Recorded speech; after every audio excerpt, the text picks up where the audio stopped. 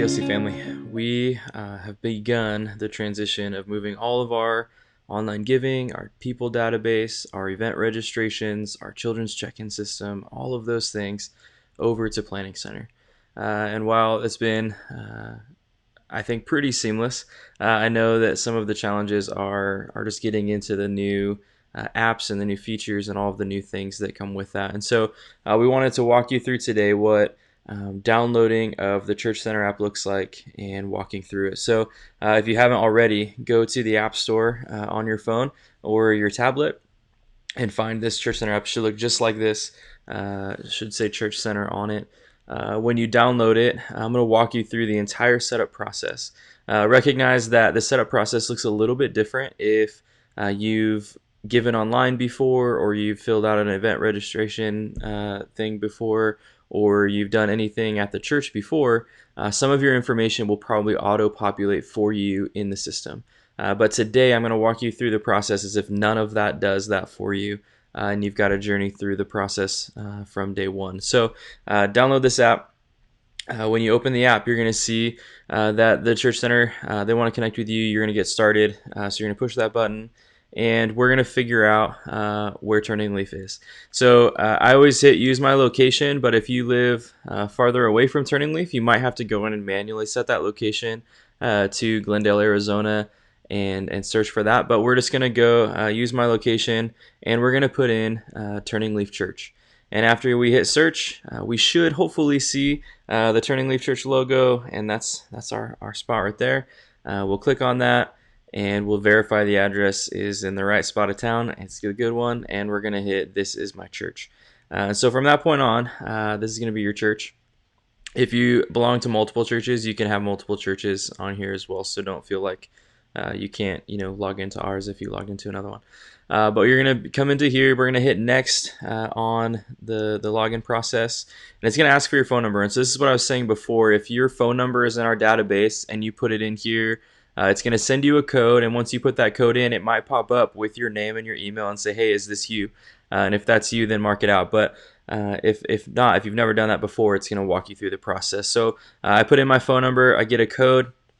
I put in the code and it recognizes, hey, you're not in the system, and so can we also get your email, because that's how we're going to communicate with you. So I would put my email in as well. I got my 6-digit code and I submitted that. And then once I submit that, it asks me for my first and last name, because again, I'm not in the system. And so I put that information in. I hit let's go. The push notifications. This is going to be huge for you if you are part of our small groups, whether that's the virtual small groups or even the in-person small groups. There's actually a group chat part of that that we want to make sure you get the notifications for as well. It'll also notify you if you have automatic payment set up for your giving. If you're getting close to church on Sunday morning, once we're meeting back in person, it'll notify you that you can pre-register your kids and mark them there, so that you just walk in and scan your phone into the check-in system and get them scanned in. And so all of those things are features that you want notifications turned on. So I would hit allow. I want those notifications to make sure I'm up to date on everything. And so this is kind of the landing page of the app. And so if you ever needed to call the church for anything or send us an email, or you want to just quick reference the website, you can do that here as well. If you're trying to tell someone where we're located or send them directions, you can hit the directions spot at the bottom there as well. So you'll notice here at the bottom that there's a home, which is the screen that we are on now. Then we have giving, we have groups, and we have events. And so we're hoping that this kind of becomes the next step for everything that we do at the church. When we talk about offering, we're going to be talking about this. When we talk about small groups launching or ministry areas needing help or any of those kind of things, we're going to point you to the groups part of this app and say, hey, go request more information, or sign up to help out with anything. And then the registrations or events part of this app is where we're going to put all of our sports league registration, camp registrations, the Valentine's dinner registration, anything that needs a registration or a ticket or an event of any kind is going to be in there. And if you're already logged into this app, it's going to make that registration process so quick for you. It's literally just, I click on the event, I mark who's coming in my family, and I hit done. And if it costs something, I can save payment information into the app, and I can log that right away. So I just want to quickly walk you through these different pages just so that you get a little bit of a feel for how they work.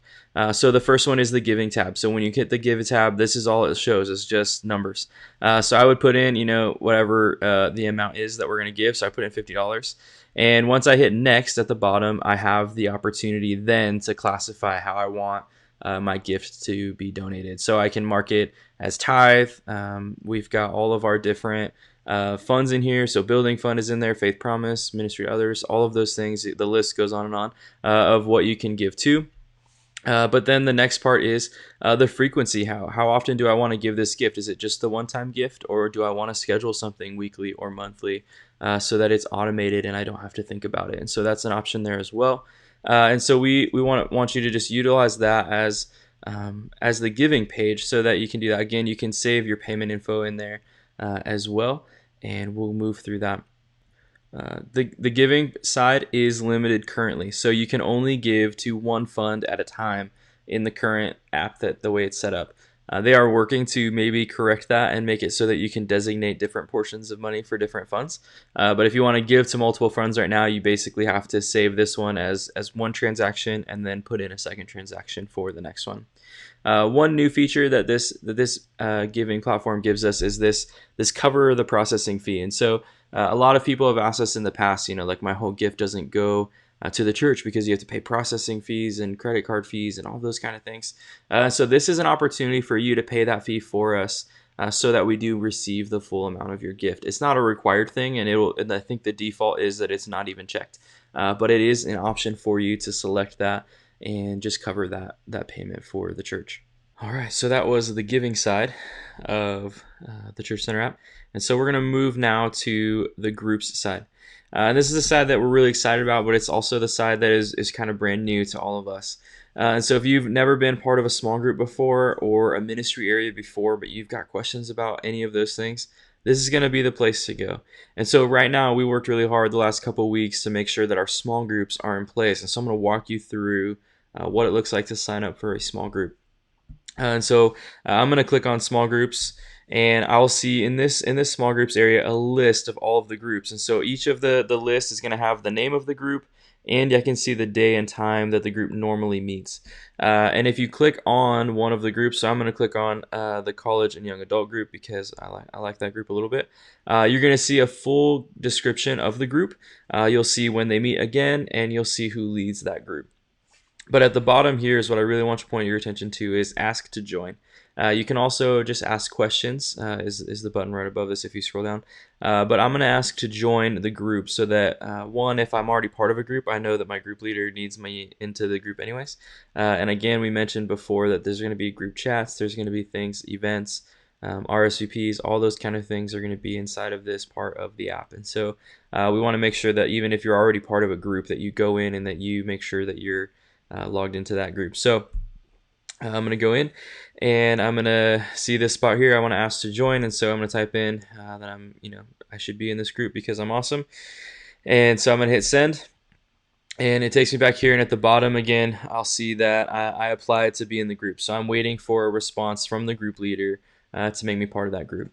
And so once I'm in a group, once the group leader has let me in, when I hit that groups tab at the bottom of the page, I'm going to first see my groups, the groups that I'm already a part of, and this can be, you can be in multiple groups at the same time. It's not going to hurt anything, but the ones that you're already accepted into, you're going to see at the top. And so when I click on that group now that I'm a part of it, I'm going to see the group messages. I'm going to see the events tab. I can see any resources that the group has added. I can see the contact info for the leader. So if I need to call them or email them, I can see that. And so there's just a lot of stuff in here that's going to help you to connect as a small group, connect with the group leaders, and also just to make sure that you guys are on the same page and getting the events done that you like to do and all of those fun things. And so we really encourage you to jump on the app and make sure that you are part of a group and that you are just growing together. And right now, a lot of them are meeting virtually, and you can still request to join even for this season. And there's no pressure to continue into that once we get back meeting in person. But we just encourage you to log into that and request that info for the groups side of the application. The last side of this app currently is the events tab. And you're really going to see right now that we don't have any events because we can't meet in person and we don't know when that's going to be and how that's all going to take place. But in the future, this page will have all of our events, our sports leagues, all of those registrations for camps and all of those fun things on this page. And so you'll really be able just to go click on that event and hit register. And if you're logged in, it's gonna be really smooth for you to just mark who's coming and how they want to register for the event. So my hope and my prayer is, again, that this Church Center app for you becomes kind of that hub where all of our church communication just kind of comes together. That as we're announcing events that are going to take place, that you have a spot where you know to go to and register for that event. It can be a place for you to do the quick online giving platform. And it can really be a way for you to connect with people at the church. So that's groups side of this app is really what we're rolling out today. We haven't used it in the past. But for us, we think, especially in this kind of season right now, that you can jump into a group virtually. You can send group messages back and forth together as a full group and communicate well. Your events can be planned inside of this app so that you always know what's happening and what's going on. And you can just have all of that stuff, all of that space here for you to do that. And so if you belong to those groups, I would just encourage you again to go on, mark those groups as yours, request to be part of those so that your group leaders make sure that you get plugged into those. And if you have questions, go to your group leader first, ask them, hey, I'm having problems with this, can you help me? And if they can't, they'll send you to the right people who can help you. But I hope that this was helpful for you and that you get plugged in on the Church Center app and connected to everything that we're doing throughout the week. So God bless, and I hope that this was helpful for you.